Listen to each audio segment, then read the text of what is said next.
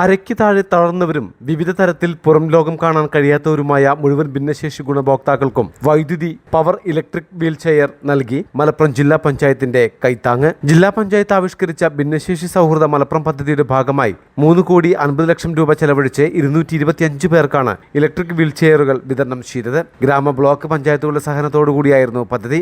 Wheel chair വിതരണോദ്ഘാടനം മലപ്പുറം വാര്യൻകുന്നത്ത് സ്മാരക town ഹാളിൽ പി.കെ. കുഞ്ഞാലിക്കുട്ടി MLA നിർവഹിച്ചു.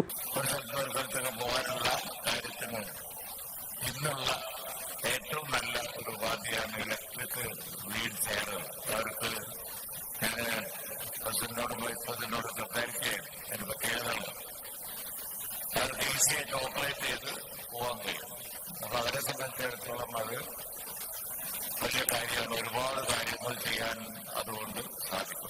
ജില്ലാ പഞ്ചായത്ത് പ്രസിഡന്റ് M.K. റഫീഖ അധ്യക്ഷയായിരുന്നു. P. ഉബൈദുള്ള MLA ചടങ്ങിൽ മുഖ്യാതിഥിയായി പങ്കെടുത്തു. കഴിഞ്ഞ സാമ്പത്തിക വർഷം 60 പേർക്കാണ് ജില്ലാ പഞ്ചായത്ത് വീൽ ചെയറുകൾ ലഭ്യമാക്കിയിരുന്നത്. ഇതോടെ അർഹരായ എല്ലാവർക്കും വീൽ ചെയറുകൾ ലഭ്യമാക്കാനും അധികൃതർക്ക് കഴിഞ്ഞു. Malabar times, Malappuram. Trendy and customise collection, best in budget. തെയ്യമ്പാട്ടിൽ jewellery.